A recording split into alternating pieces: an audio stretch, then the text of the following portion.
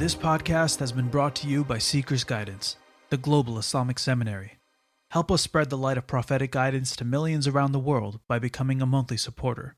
Make a small donation at seekersguidance.org/donate. For as little as $10 a month, you can help people find life-changing guidance.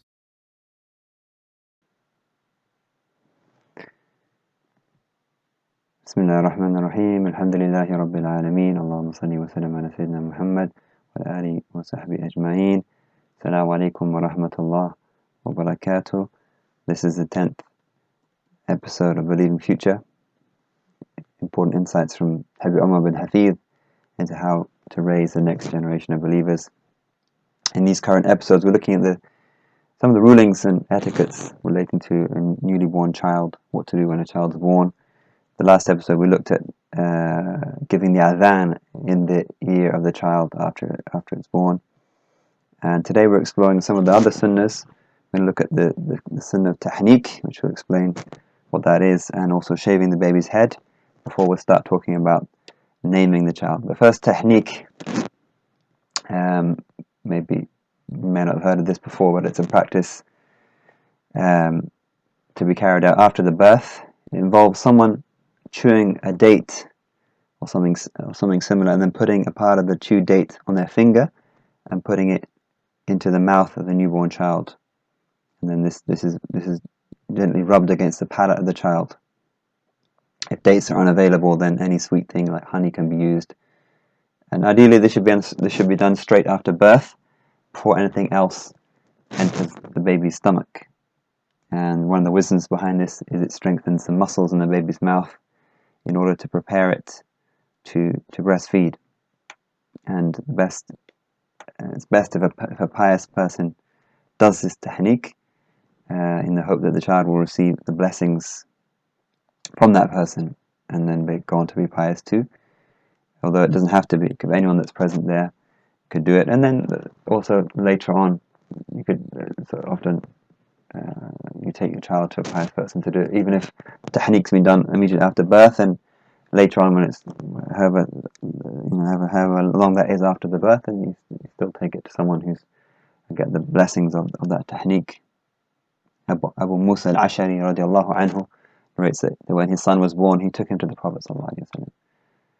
The Prophet named him Ibrahim, made tahnik with a date for him, and prayed that he be blessed. This is in Bukhari.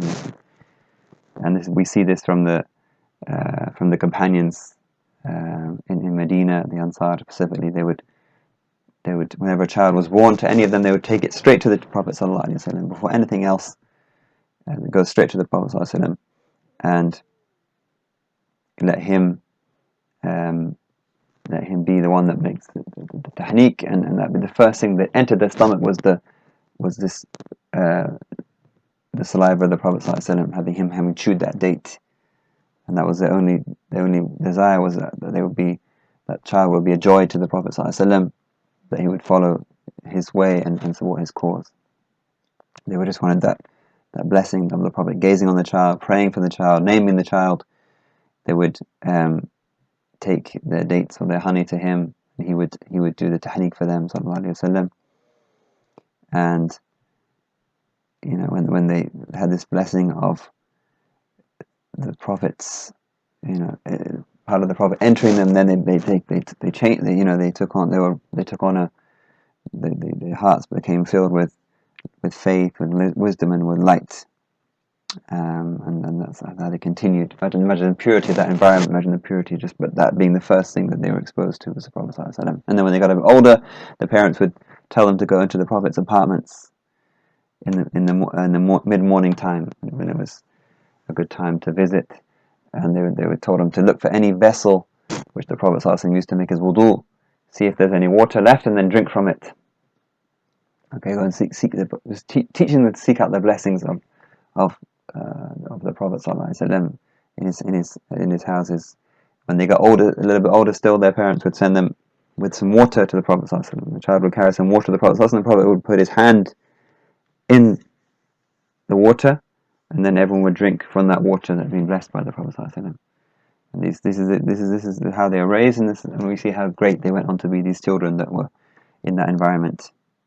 And they grow up to be, by the time they're in their teens, they're ready to sacrifice everything for the Prophet ﷺ, competing in order to go on expeditions with the Prophet ﷺ, and crying if they were sent back. So that's the kind of community that was being raised. That's the kind of practices. So that's a tahnik. If it can be done, it can be done. It's a blessing. It's from the sunnah of the Prophet ﷺ. Every sunnah has inward and outward benefits. Another one is shaving the baby's head, and it's recommended to shave the baby's head ideally on the 7th day after it's born. That's another sunnah. And then the hair is taken and weighed, and the equivalent weight in silver or gold is given in charity to those in need. So the head is shaved. The shaven head is the hair which has been shaved off is weighed, and then whatever that weight is, the equivalent weight is given in charity in gold or in silver. And this is recommended for both boys and girls.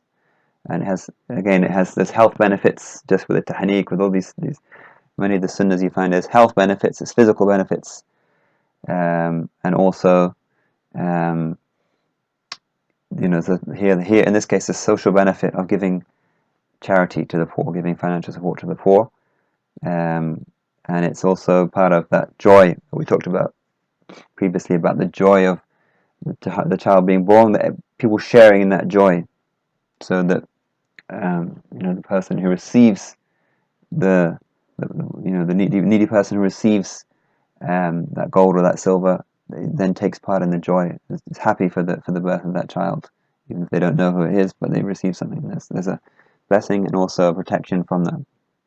Charity is a protection from harm befalling anyone, but especially in this situation. You want as many means of blessings coming to the child, especially in the early days, to set things up for the future. Imam Malik narrates in the Muwatta through a chain of narrators, all of whom are from the Prophet's household, that Sayyidah Fatima Zahra alayha salam, she weighed the hair of her children, Hassan, Hussein, Zainab and Kulthum. So she had 2 sons and 2 daughters, and she had another son who passed away as well. But she had 2. She did this for 4 children, and gave the equivalent weight in silver in charity. That's what she had. So she did that for her children. Ibn Ishaq also narrates that when the Prophet ﷺ performed Hassan's aqiqah, we'll talk about that soon inshallah, he instructed her to shave his head and give the equivalent weight in silver in charity. So that's another nice practice of shaving the head. There's physical benefits, and also there's the blessing of giving charity and the good which comes from that. So now another thing which is a bigger discussion, and we'll spend a bit more time on it, which is actually naming the child. Whether or not we're able to perform these sunnahs we just talked about at the time of birth. Everyone has to decide a name for the child, Muslim, non-Muslim, whatever. Everyone has to make that decision, or at least the name has to be chosen for the child. And there's obviously a big decision, and a number of things which should be considered in this regard. Habib Umar Hafidhullah mentions that there's a connection between the physical, tangible world and also the spiritual, intangible world. He talked about this when we were talking about the adhan. There's a connection between the seen and the unseen, and choosing a name comes into this as well. That the very choice of a name, which is outward, it's a name. Outward it's just a name, but it has an effect on that person. It has consequences and it has implications. And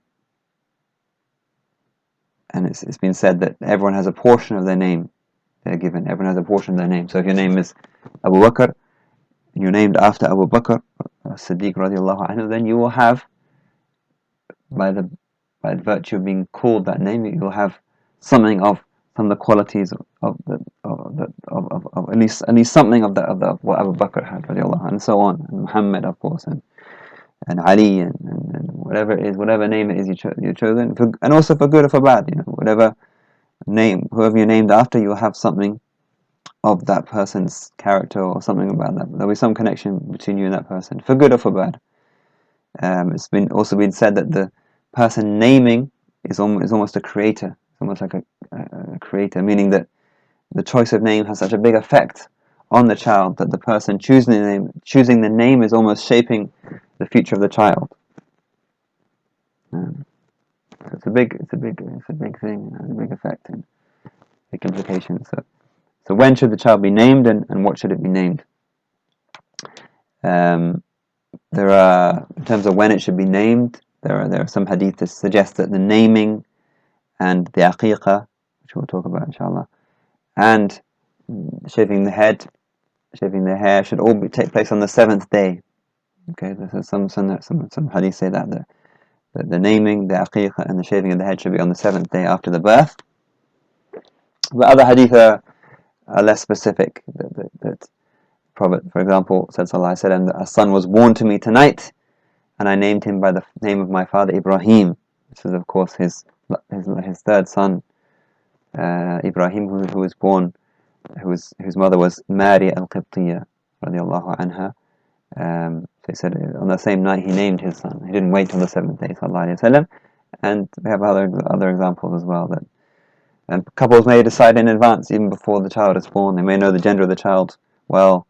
The mother is still pregnant. They may make that decision in advance, or they may wish to wait. It's not rigidly fixed to the 7th day. But if someone chose to do that, then there would be blessings in that as well. Choosing how do we choose a name, and how do we go about choosing a name? Allah says that He taught Adam the names of all things. Allama Adam al-asma'a kullaha. And there's different ways of understanding this verse, but the word for name, ism in Arabic, is connected to sumu. It's connected to this meaning of elevation, something which is high, something which is lofty, something which is so. Through Adam knowing the names of things, he was given the knowledge of their true nature, and by extension the nobility and the value of things. Okay, so the name is something very, very significant. The naming of even objects and places and things has significance. But how about the name of a person? The Prophet ﷺ would name his possessions, even not even things that she possessed, animals that she possessed. For example, he would name his camel. His famous camel is called al-Qaswa, meaning the one which has a meaning of great distance, traveling great distances and going places, So these names, they gave these things value and significance. He had a horse called Sakb, which he rode on the day of Uhud, sallallahu alaihi wasallam, which has a meaning of pouring. When you pour something, when we pour something, it comes out at great speed. So this horse was very fast. And he had other names. He had names for his bows and his swords, sallallahu alaihi wasallam, which are mentioned in the books of Sirah and Shama'il. So if even inanimate objects were given names, then we should be even more conscious of the names we give to our children. Okay. And it's narrated that from the rights of the child over his father is that he names him well and teaches him good manners. So the child has a right that you give it a good name, because it doesn't have any say in the matter at that point. It could later change its name, perhaps, but it's one of the things you do when the rights the child has over you is you give it a good name. Another hadith, the Prophet says, on the day of judgment you will be addressed by your names and your father's names. So make your names beautiful, make your names good. Okay, you're going to be addressed, you're going to call out on the day of the judgment by those names, so make them beautiful, make them good. And another hadith says, give your children the names of the prophets, honor them with the names of the best of Allah's servants on the face of the earth. And then he said, the most beloved names to Allah are Abdullah and Abdul Rahman. So he's giving us different choices here. The names of the prophets: Ibrahim, Musa, Isa, Dawood, but Allah also loves very much the names which are about servanthood to Him. Abdullah the servant of Allah. Abdul Rahman, the servant of the All Merciful. It's also been rated that the best of names are those which relate to servanthood, as we said, Abd, Abdullah, Abdul Rahman, Abdul Aziz, and so on, or those which relate to praise, hamd, those which are derived from the meaning of praise. So from praise you get Muhammad, and you get Ahmed, and Hamid, and Mahmud, and so on. So something which is derived from servanthood, Abd, Ibadah, or Hamd, such as Muhammad, Ahmed, and so on. That's also been narrated. So this name Muhammad and names similar to it are very, very great in the sight of Allah. So this is, some narrations say that angels come to visit a house in which there is someone named Muhammad, and we find often different Islamic cultures, they have a great respect for the name Muhammad. This is just from the essence of their faith and their love, and their deen is loving the name Muhammad. Sometimes they'll name every male child will be called Muhammad along with a second name. So it's Muhammad Tawfiq, Muhammad Imran, Muhammad, and so on. So they might be known by the second name, but they're still blessed by calling Muhammad. Or at least one child is called Muhammad of your children. No house is deprived of the blessing of having a Muhammad, and ideally more than one. And there's a famous dream in which Imam Ghazali says he's asked what his name is. He meets Musa in a dream, and Musa asks him, "What's your name?" He says, "My name is Muhammad bin Muhammad al-Ghazali." So he's just showing you that honor that they had. Muhammad, the son of Muhammad. I remember being struck in Morocco by they didn't just call someone whose name was Muhammad. They didn't call him just Muhammad. They called him Si Muhammad, short from Sayyidi or Sayyidi Muhammad, Si Muhammad. Just again honoring that name, not because of the person himself. They might be, who knows what they're like, but they have it. They're honored and blessed by the name Muhammad, so they call him Si Muhammad. And also I always remember attending a class taught by Shaykh Muhammad al-Yaqubi, Hafidahullah. His name is Muhammad, and he's a Sayyid. He's descended from the Prophet ﷺ. He was teaching, and he asked everyone whose name was Muhammad to come to the front of the gathering. It's just never think that it's too common a name, or there's not people called Muhammad. Call your son Muhammad. I'm proud that my son's name is Muhammad, and he's the first Muhammad none of my family are Muslim, none of the forefathers are Muslim, so it's the first Muhammad in this tribe of mine, in this family of mine. So it's a great honor. He has that honor, inshallah, and he perhaps the first of many, inshallah, first of many. Imam Busayri says in the Burda that I have a covenant of protection from him by my name being Muhammad, and he is the most faithful of all mankind in upholding covenants. So the fact that my name is Muhammad, that I'm protected, the protection, there's a connection between me and the Prophet ﷺ. There's an intercession that will come from that. And the Prophet ﷺ will honor that relationship between us. So that's something about the choice of names. And choosing names which are connected to, as we said, to Allah, to the Prophet ﷺ. In terms of the female names are connected to the family of the Prophet ﷺ, the wives of the Prophet ﷺ. These are the best names. You shouldn't think that they're old-fashioned names. You need to have something cool and new and fashionable. No, there's nothing greater than having Fatima, or having Muhammad, or having Khadija, or Halima. These names which are the great women that are connected to our Prophet ﷺ, the wives of the Prophet ﷺ. We can't have enough of these blessed names in our households. There's certain names which should be avoided, such as names which are unique to God, such as Al-Ahad, the one, the unique, As-Samad, the eternally sought, Al-Khaliq. We can't call them Hasan Khaliq or Ahad, because these names are unique to Allah subhanahu wa ta'ala. The Prophet says also one of the most hated names to God is Malik al-Amlak, which is like the king of all things, or Shah, Insha, all these kind of things which convey you know, sovereignty and kingdom. That's Allah, belongs to Allah. That's Allah's property. So don't go into that area. But there are, however, names of God which are not unique to Him, meaning that they have a meaning which is appropriate to Allah, Subhanahu wa Taala, when they refer to Him, and there are other meanings when they refer to people. So Ali, Ali is the name of Allah, but it's also the name of it can be a person can be named Ali, which has the meaning of being lofty and high. Hamid, for example, the praiseworthy one. Allah is Al-Hamid, but you can have someone called Hamid or Rahim, someone who's very merciful. And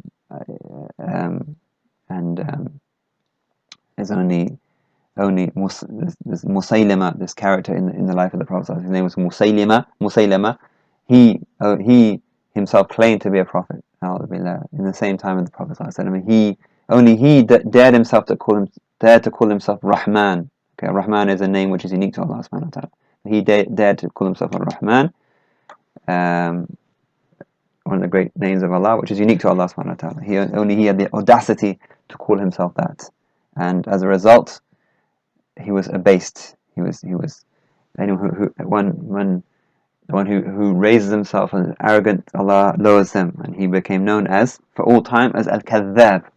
Okay, his arrogance was rewarded by him being known forevermore, ever afterwards, as the liar or the impostor, Al-Kadhab. So you don't say Musaylima without saying Al-Kadhab, Musaylima Al-Kadhab.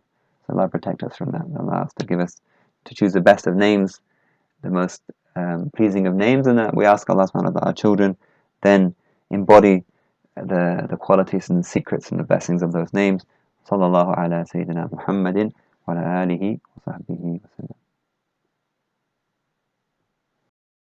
Thank you for listening. This podcast was brought to you by Seeker's Guidance, the Global Islamic Seminary. Visit seekersguidance.org to access reliable Islamic knowledge taught by qualified teachers. We offer a wide range of courses, podcasts, articles, and a world-class answer service. Support us in spreading free, reliable Islamic knowledge to millions around the world by becoming a monthly supporter. Visit seekersguidance.org/donate and make a small monthly commitment today. Our beloved Prophet, peace and blessings be upon him, said, "Whoever guides someone to goodness will have a similar reward." So don't forget to share this podcast and spread prophetic guidance.